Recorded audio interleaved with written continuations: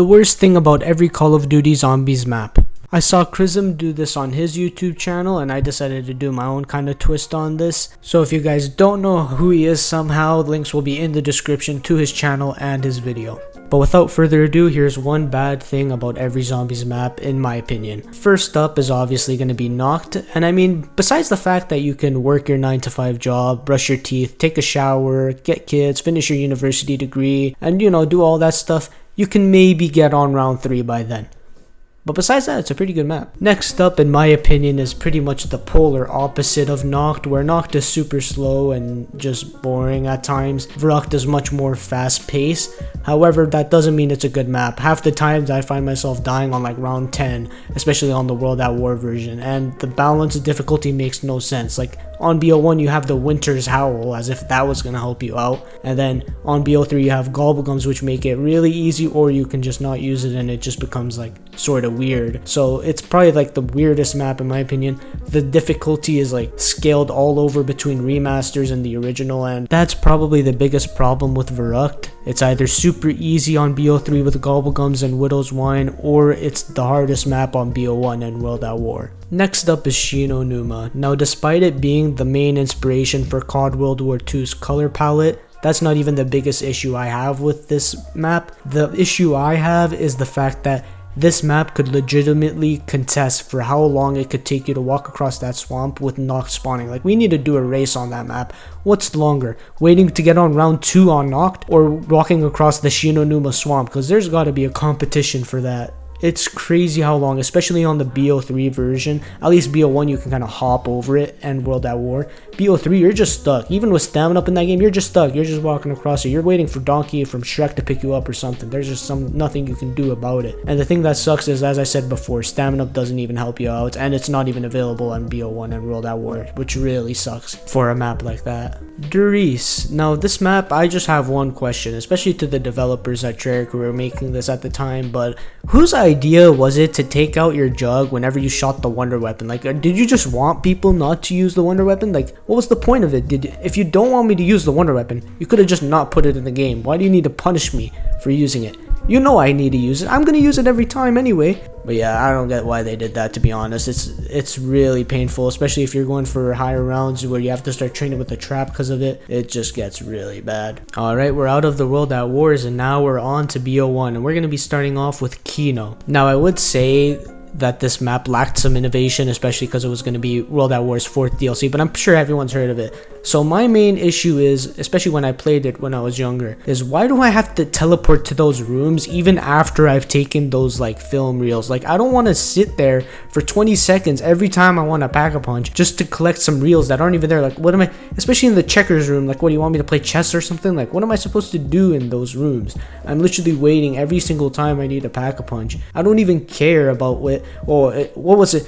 What was his name even? Like, bro, they were putting the film in there like it's Pablo or something. Like, I don't care. Who cares about Pablo, bro? I'm just trying to pack a punch my gun. It doesn't matter. And with that being said, it brings us on to the next map, which is 5. Now, my main issue with 5 is the fact that you gave the easiest map on BO1, Kino, the best wonder weapon. But on 5, you know what you have? You're going for round 100s, for round 50s even. You know what you got? Don't worry, man. You got the Winter's Howl. Welcome to Canada, baby. Except this map is made in the USA, so I don't even get why they put this, but they just put this random gun, this Canadian gun in here, and I really don't know why. It like literally stops working after like round 10. I've never used it past round 10. I picked it up once as a kid when I was playing 5 for the first time, and I legitimately thought it was one of the worst guns in the game.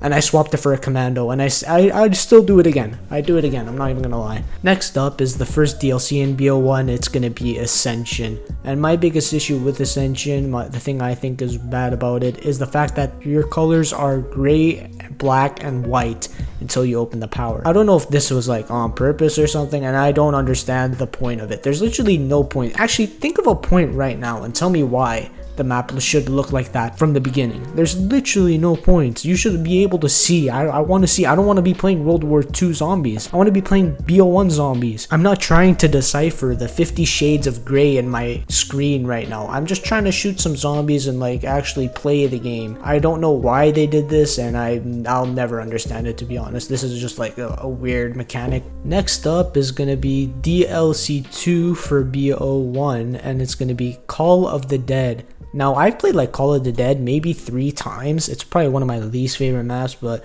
that'll come later. I'll explain that maybe in another video. The thing I hate about Call of the Dead the most is the fact that they just decided to drop this boss zombie on you round 1. Yeah, you know, just welcome to Call of the Dead. Just deal with this guy. The whole game. You can have fun with him. He'll follow you around. You touch him a little bit, he'll yell. You shoot him, he'll yell. You gotta get him in the water that literally kills you. I mean, I don't really get the idea. Like, I don't get why they did this. It's literally just like an annoying gimmick that I don't understand. And I feel like the map would be so much more fun if he just like had a different design, or even if he just wasn't on the map. Like, George just kind of ruins the flow. Like, you'll be doing everything, and then out of nowhere he just like, bro, who asked? Anyway, moving on from Call of the Dead, the next zombies map is Shangri-La. And the thing I probably hate about Shangri-La the most is just like the traps besides each door to the spawn, especially the mud trap. It's just really random and you can't control it. It's literally a Zelensky map. Like, I played Shangri-La, you're like, it's a Zelensky map. Like, you can't even control where those traps go. The spikes will come up, and then after they decide, you know, we'll let you go this time, but next time when there's 50 zombies chasing you and a napalm on your ass, we're just gonna leave you there. And then same with the mud trap. You can just never depend on the traps to get you to where you want to go, and it can be infuriating. And especially when you need to just walk through it, it's the most boring thing I've ever done in my life. Finishing off BO1 maps, we're gonna end it off with Moon. And in my opinion, the worst thing about Moon is leaving the first spawn room area. The best part of the map is the spawn area. I'm not even gonna lie. Besides that, maybe like you can go and you can get the wave gun and have a bit more fun. But yeah, I just play Moon for the spawn area. I don't think I've really ever played Moon to go for a high round or anything like that. I don't even think I've done the Easter egg. I just stay in the spawn room. That's the best part about Moon. And at the end of the day, if you really wanted that wave gun really badly, you can just go get it from the box and then go back to the spawn room and have more fun. Don't even stay there. Don't even stay with that stupid astronaut. Don't even worry about those dumbass excavators. Just stay in the spawn room. You'll have a way better time, trust me. Alright, moving on to BO2, we've got Transit. And I honestly don't know why anyone hates this map. This map's perfect. I mean, it was David Vonderhaar's best map. Next up is Nuketown Zombies, and the worst part about Nuketown Zombies is the fact that it inspired Alpha Omega. Yeah, I think that's all I need to say about this map. Next up is Die Rise, another perfect map. I mean, the map really makes you feel like Spider-Man. Jumping from the skyscrapers and stuff just makes you feel like Spider-Man. And on top of that, Who's Who is just a perfect perk. I'm just kidding. This map is dog. And Who's Who, sorry, I forget what it even does, to be honest. I don't even know. That's probably the worst part of the map, though. Moving on to the better maps, we're moving on to Mob of the Dead. And to be honest, the only problem I've really got with Mob of the Dead is the fact that it doesn't have a wonder weapon to help you get to round 100. The Hell's Retriever is nice, and the Acid Trap, I guess it's a cool like setup to run. But I feel like it would just be like more fun if you had a infinite damage wonder weapon on the map. And besides that, to be honest, I don't really have any other problems to think of. It's just the fact that if you want to go on a high round, it'll take you a while doing the strategy. But some may say that it's a good thing, so that's pretty much up to debate. And coming up next is the second to last map, Buried. And in my opinion, Buried's a good map. However, I don't get the difficulty scale. Like, you go from round 0 to 70 and it's the easiest like chill time, and then past round 70 it's Trap Simulator. Like, I don't get, like, you're playing dubstep until round 100 and it's just weird. Like, I don't get the scaling. I don't get why the paralyzer even just stops. Like, it just stops working. It doesn't even slowly kill them. It just stops. And yeah, that's probably the weirdest part. That's probably the worst part about Buried, to be honest. And finally, with the end of BO2 comes the last map, which is Origins. To be honest, the one problem I have with Origins that pretty much got fixed in DE, and what makes DE a better map on paper especially, is the fact that there's so much luck-based gameplay in that map. Especially if you're trying to speedrun, you need to get all the parts. You need to get snow rounds, you need to get different robots in the right position, and there's just so much luck involved that sometimes it can be kind of annoying to play it. Doing the Easter egg or speedrunning wise, you need to wait for so much things and get so much things in your favor that it can get kind of annoying. And with that comes the end of BO2 and the start of BO3, and we're starting off with Shadows of Evil. The one thing I pretty much have a problem with Shadows of Evil is the fact that they made every part of the Easter egg one player capable, but the last part you need 4 people. Treyarch, don't you understand?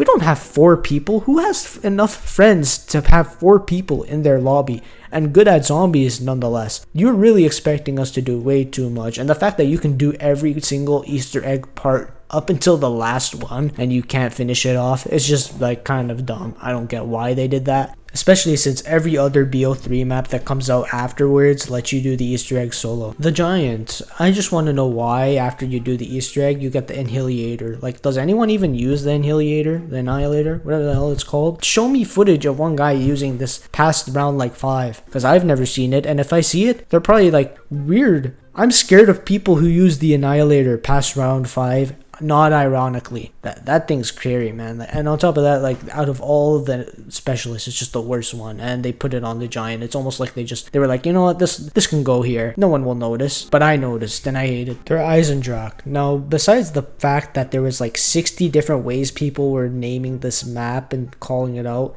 that should be a problem in and out of itself. But besides that, the one other problem I have with this map is probably the wisp step in the Easter egg, to be honest. I don't know why, I just don't really like it. It kind of gets like repetitive, especially if you do the Easter egg a lot. It's kind of just like boring. You're just kind of looking around. You can't even like shoot your bow or whatever. You can't use Widow's Wine because it might mess up the step, and it's just kind of like kills the flow of the map, like as you're going fast paced, and then after you have to go find 4 wisps to teleport. It's just kind of weird, and I don't know why you need to teleport 2 times, but it's not a big complaint. That's the thing. Like, DE is a like really good map. I had a hard time picking out what I didn't really like about the map, but if I had to say one thing, it would probably be that.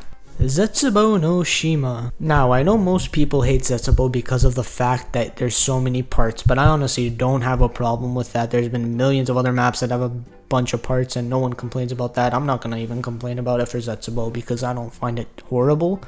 But the thing I hate the most is probably the fact that your gas mask can break. It's like one of the most essential parts of the map with how many spores there are and how many thrashers there can be, and it just breaks like pretty fast, to be honest. You don't realize it, but it's gone in like 2 rounds, and you need to get a new one every single time. I would have been fine if you could build it once and that would be it, or you could find it somewhere on the map and that would be it. But the fact that you have to get one every single time and it breaks, it's just really annoying, and it can get a bit frustrating, especially on the higher rounds, which is why it's my least favorite part about this map. Gorod Krovi. Now, the one thing I hate about Gorod is probably the fact that the dragon fires his thing everywhere. And I mean, I wouldn't have a problem if they left like 2 or 3 or just 2 areas even open so that you can train there or kind of work your way through the rounds there. But the fact that he goes everywhere where the map is remotely open and he's always there when you're there, it just gets so annoying. And the fact that you're forced to train on the bunker on the high rounds, it's really just stupid in my opinion, which is why it's easily my least favorite part about the map. Finishing off BO3, we've got Revelations, and to me the problem with Revelations is the weird Easter egg. I mean, like putting little Arnies in the holes in the Apothecon and collecting bones around the map, playing basketball with the summoning key. Like, I don't even know what you're doing, but you're doing something. And on top of that, a lackluster boss fight for the last one, considering like the Nikolai boss fight in Gorod's just way better anyway. I guess it was because of Zombies Chronicles, but still, it's just kind of anticlimactic for a last DLC, I'd say. Now, moving on to BO4, I haven't put anywhere near as much as time into BO4 as I have for the other games, so I'm just gonna kind of speedrun what I do and don't like about each of the maps that I've played, considering I haven't even played TOG, so here we go. I hate the fact that Voyage of Despair is an actual map, like a map that had potential. It just still makes me a bit mad. Can someone tell me why sometimes 9 feels like I'm playing a boss battle gauntlet? Like, there's a boss every 5 seconds in the map, bro. Like, what is even happening? Raise your hand if you've done the Blood of the Dead Easter egg. Cause I didn't. Yo, where is my homie, the Pentagon Thief? They actually just shafted him. They just cut him from the cut. He's not even in the thing. He's the best part about 5. One of the best parts about 5. And they were just like, nah. For Dead of the Night, I mean, like, did anyone even discover this map? Like, I wonder how long it took for people to even find out about this map. I mean, the Easter egg for this map was finding out that the map existed. Worst part about Ancient Evil is that it's not even a bad map. It's just a forgettable map. Like, I forget what I even supposed to do on Ancient Evil. I just have a rough kind of vision of what I used to do, but if I go on now, I'd probably look like a noob. Like, I'd look like I've never touched the game ever. Worst part about Alpha Omega was the fact that I had to close whatever game I was playing at the time to launch up BO4 and try it. And skipping Tog, because I haven't even played Tog or Toden, we're gonna go to D Machine, and to me the worst part about D Machine is the fact that it's just kind of bland. Like, there's just no personality. I feel like they can be said about Cold War a lot from what I've heard. I've only played D Machine, but yeah, that's probably just the worst part about that map. So yeah guys, that about wraps it up. As I've said, I haven't played any other Cold War map or Tog or Toden, so I won't say what I don't like about those maps, although I could probably just look at the trailer and point out something I don't like about those maps. Probably wouldn't be that hard. But yeah, if you guys enjoyed, like, comment, and subscribe, and that's about it. See you guys.